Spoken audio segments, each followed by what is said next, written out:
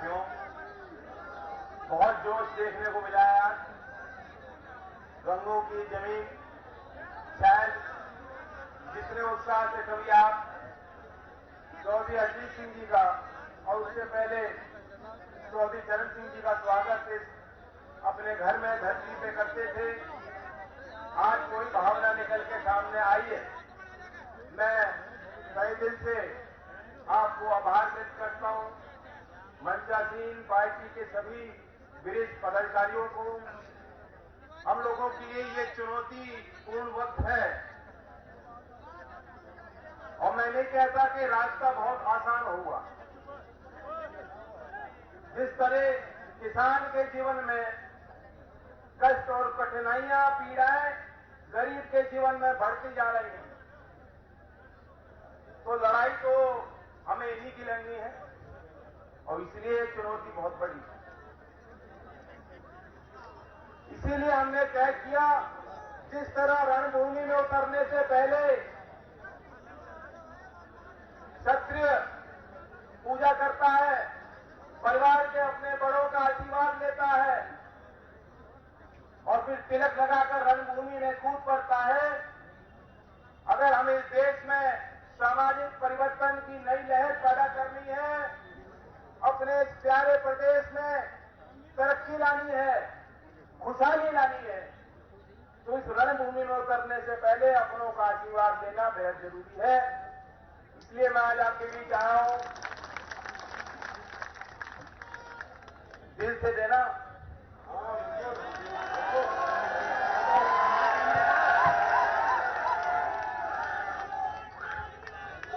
मैं कहना भी चाहता हूं,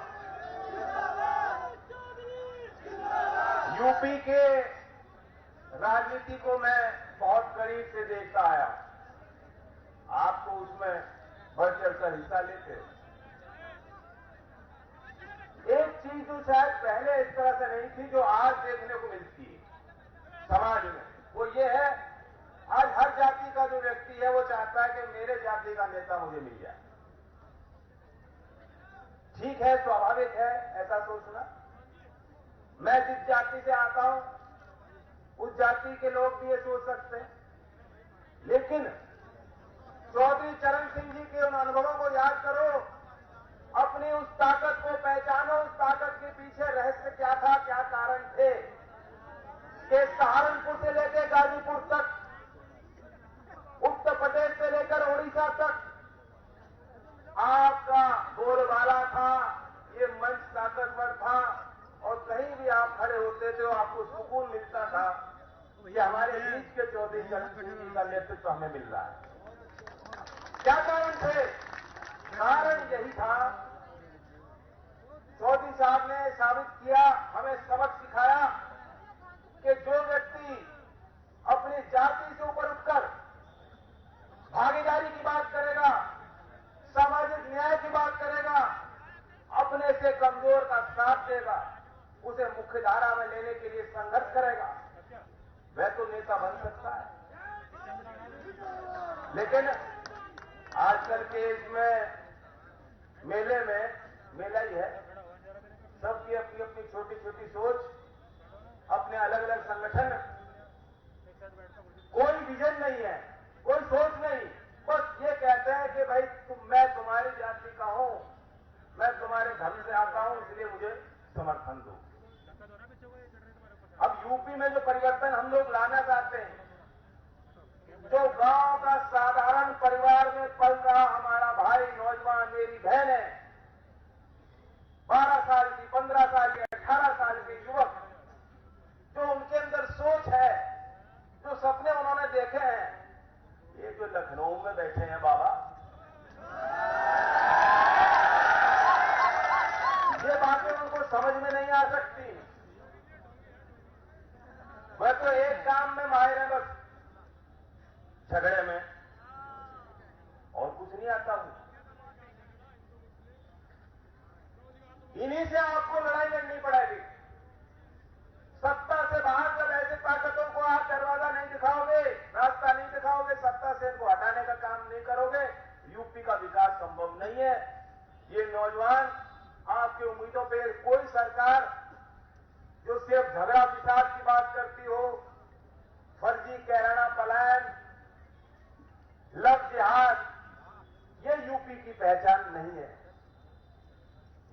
पहचान मेरे भाई बहन, यूपी की पहचान यहाँ के मेहनत कश कमेरा वर्ग के खेती करने वाले किसान मजदूर भाई हैं, नए आविष्कार करने वाले हमारे छात्र हैं, वर्दी पहने हमारे पुलिसकर्मी हैं, सरकारी नौकरी में जो लोग दिन रात मेहनत करते हैं कि कुछ न कुछ विकास की जो योजना है जमीन तक पहुंचे, वे लोग यूपी की पहचान बन सकते हैं, वे लोग यूपी की शान मान बन सकते हैं।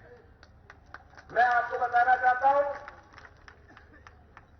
आप भी देख रहे हैं जो हाल की घटनाएं हुई हैं, इससे बात साबित हो गई, इनकी पोल खुल गई। इन लोगों ने बड़ी बड़ी बातें की, किसानों को लुभाने के लिए मीठी मीठी बातें की, लेकिन इनके दिल में आपके लिए कोई जगह नहीं है।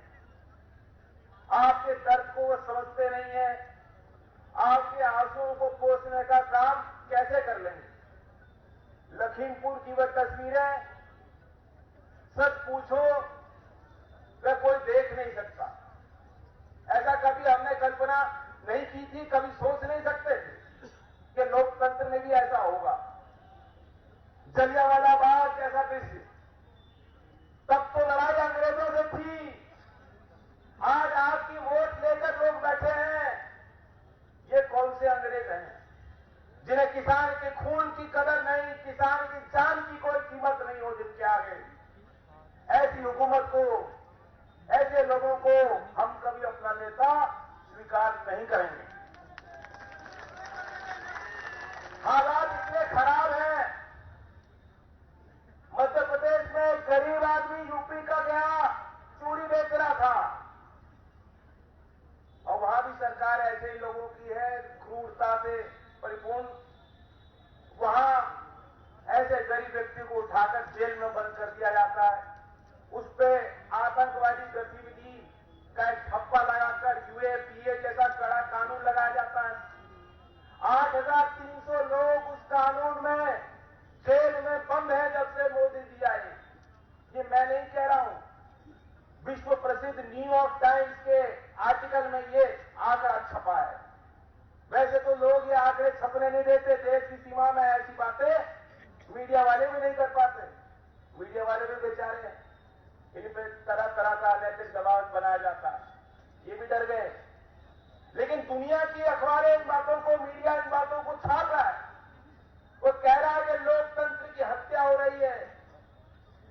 8,300 लोगों के खिलाफ जिस यूएपीए कानून के तहत ये कार्रवाई सरकार कर रही, मैं पूछना चाहता हूं, जो आपके गृह मंत्री हैं टेनी जी, जिन्होंने साजिश रची, जिनके साहबजादे ने गाड़ी से अन्नदाता को रौंदने का काम किया, इस सभा से पूछता हूं, इस पंचायत से पूछता हूं, हमारे अपने परिवार से पूछना चाहता हूं, क्या ऐसे क्रूर लोगों के खिलाफ, अपराधियों के खिलाफ आतंकवादी कानून की सख्त से सख्त धाराएं नहीं लगनी चाहिए थी? गरीब के लिए यूएपीए है। जो किसान ट्रैक्टर दे गए थे दिल्ली के अंदर, उनके खिलाफ दिल्ली पुलिस ने जब मुकदमे लिखने शुरू किए, शुरुआत यूएपीए से की थी। लेकिन जो किसान व्यवहार करेगा उस पर कुछ नहीं। 5 दिन तक गिरफ्तारी नहीं हुई। वह भी मंत्री जी के घर के बाहर नोटिस चिपकाया गया कि जब समय मिल जाए तो टहलते टहलते आ जाइए। ये हालात हैं, तो बहुत बड़ा झटका लगा है। मैं तो किसान कौम से उम्मीद करता हूं, हिंदू मुस्लिम सिख कोई मतलब नहीं, किसी जाति के विषय को लेकर मैं आपके बीच नहीं आना चाहता, नहीं आऊंगा। झगड़ा करना हो तो मुझसे मत पूछना, मैं नहीं बचाऊंगा। और एक हिंदू, मुसलमान और सिख और सभी धर्म को मानने वाला किसान अगर एक हो जाता है कि मैं किसानी से जुड़ा हूं और किसान बनकर जो है आगे आ चलना चाहता हूं, तो मैं आपसे आगे चलने का काम करूंगा।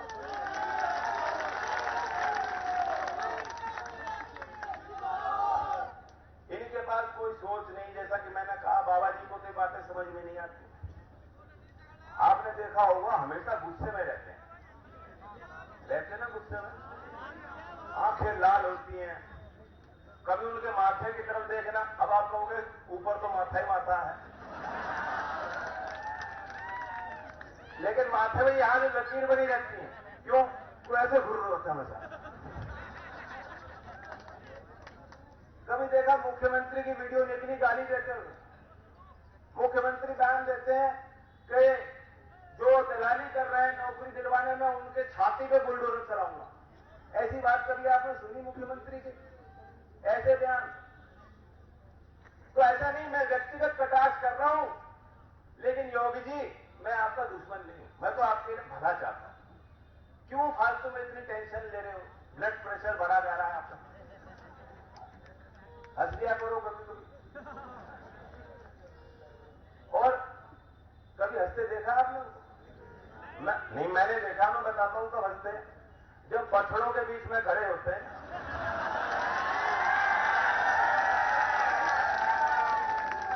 देखी ना उनकी हंसी में तस्वीर। अब क्यों बेकार में इतनी फाइल आपसे संभाली नहीं जा रही? क्या काम कर रहे हो? राजपाट के कामों को छोड़ दो, वह हम लोगों पे छोड़ दो काम, और वापस जो है, मैं तो चाह रहा हूं एक दिन में 24 घंटे 20 घंटे आपको मिलने चाहिए कि सर पे जो है फल फूल की टोकरी लगाकर पूजा पाठ में लग जाओ।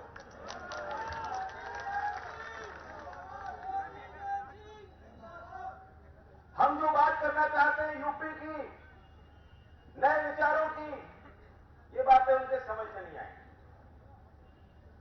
हम 31 अक्टूबर को सरदार पटेल जयंती के अवसर पर लोक संकल्प 2022 के नाम से अपने मैनिफेस्टो को जारी करेंगे। 22 के 22 संकल्प, यानी 22 प्रमुख वादों को लेकर आशीर्वाद पथ के कार्यक्रमों में रोज मैं नई बात कर रहा हूं कि हम क्या करना चाहते हैं आपके आशीर्वाद से। कुछ घोषणाएं मैंने पहले की हैं, उनको दोहराऊंगा, और आज गंगों की सरजमीन पे आपके बीच आकर 4 नई बात करूंगा।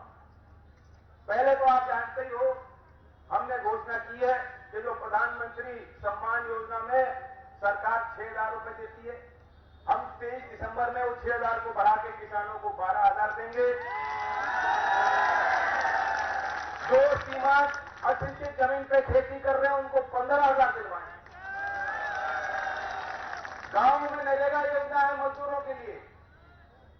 काशीराम जी की स्मृति में जो शहरी क्षेत्रों में मजदूरी कर रहे हैं, नरेगा के तर्ज पर उनके लिए भी एक योजना बनाई जाएगी।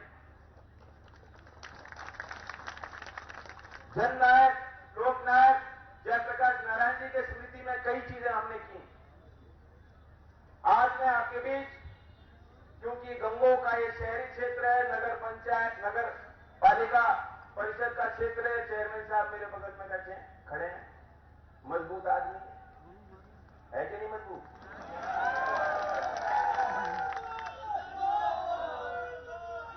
हम अपने मैनिफेस्टो में गंगों के लिए क्या बात कर सकते हैं, या जो हमारे शहरी क्षेत्र में लोग रह रहे हैं नागरिक, उनको विकास के मुख्यधारा से कैसे जोड़ सकते हैं। तो हमने विचार किया है, हमारे उत्तर प्रदेश में 707 ऐसी शहरी इकाई हैं।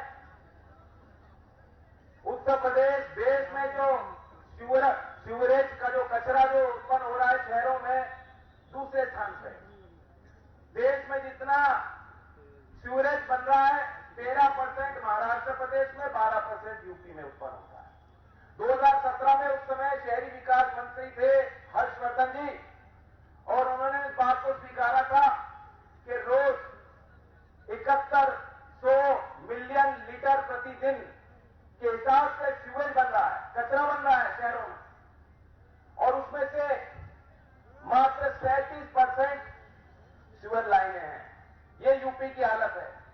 तो हमने तय किया है कि 2030 तक जो यूपी की 707 ऐसी नगर पंचायत, शहर और नगर पालिकाएं हैं, प्रत्येक में घर में sewer line, sewer treatment plant, ताकि वह कचरा हमारे देश की नदियों को प्रदूषित न कर पाए, हम बनाएंगे। दूसरी बात यह है, रोडवेज की बस की क्या स्थिति है? वित्तीय संकट में है, वित्तीय संकट में है। आज कुछ 11,000 कुल बसें हैं। किसी भी बड़े शहर में आप डिपो में जाके देखेंगे, कुछ बस तो बिना पहिए की खड़ी हैं, और पता नहीं कितनों हमने तय किया है कि 2030 तक, अभी सरकार ने बिजली से संचालित बसों की घोषणा की है कि हम 700 बस देंगे। 700 बस क्या होती है? कुछ नहीं होती। 14 शहर में 700 बस चलाने की योजना। हम तो कह रहे हैं 2030 तक यूपी की सारी बसें बिजली से संचालित होंगी और 11,000 से बढ़ाकर 25,000 कम से कम हम बस आपको देंगे।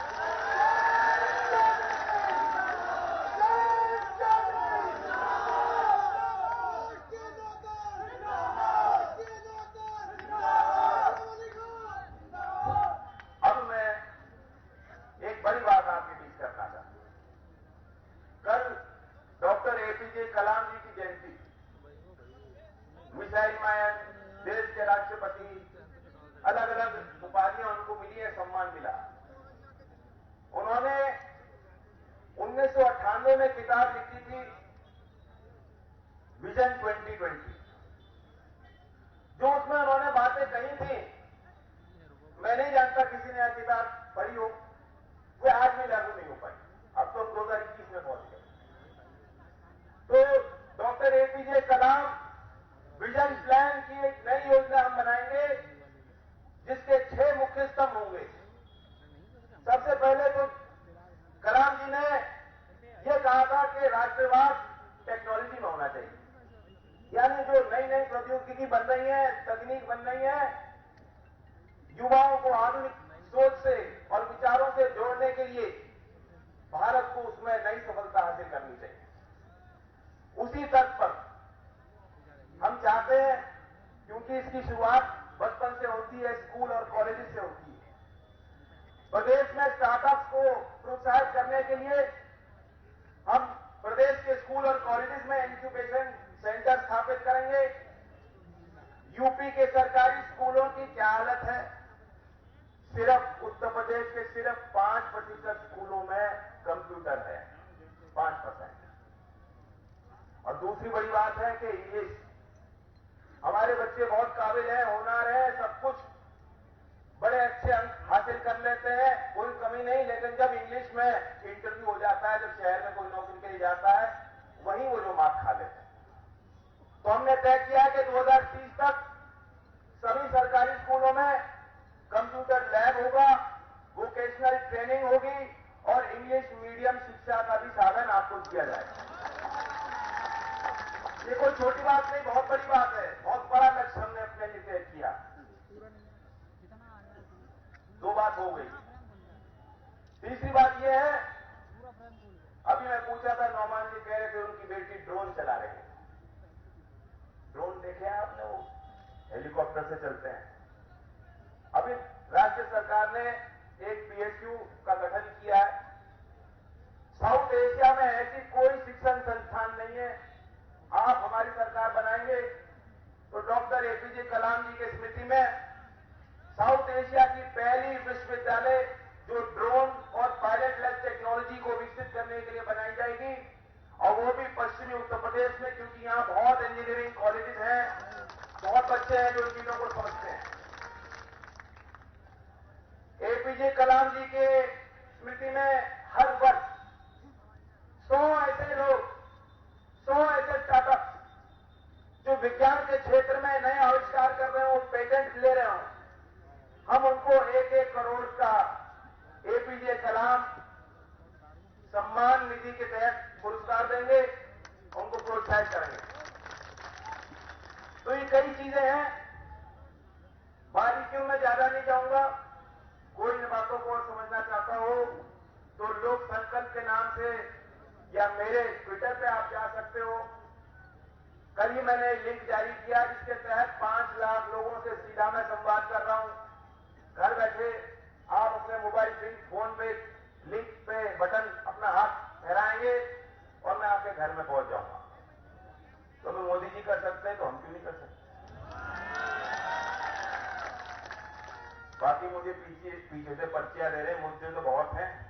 हाँ, ये वकील आए हैं, अब वकील भी होंगे, बातकारी तो बहुत होंगे जिन पे मुकदमे चल रहे हैं। मुकदमे वाले भी हैं या सारे ही हैं? अभी कहां जाना पड़ता, फौलाबाद या लखनऊ?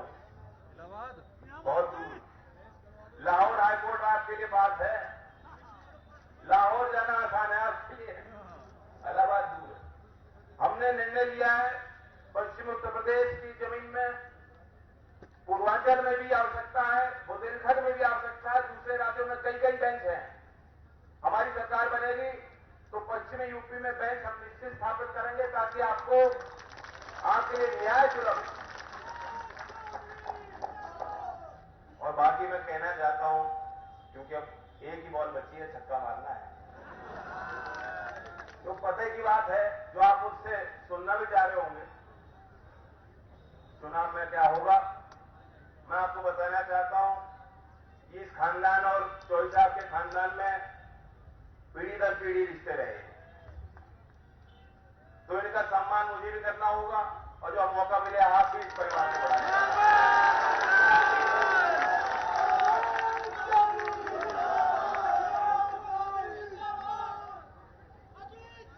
समझदार को इशारा ही काफी होता है। धन्यवाद साहब, बहुत जोश आपने दिया। नहीं, पुलिस की भी बात है, एक मीटिंग में एक ही बात होती है। आप फिर बुलाओ, फिर नकुल बुलाओ, फिर बोलने। तो आखिर में नारा देते हैं, चौधरी चरण सिंह, किसान मजदूर एकता, भाईचारा, भाईचारा।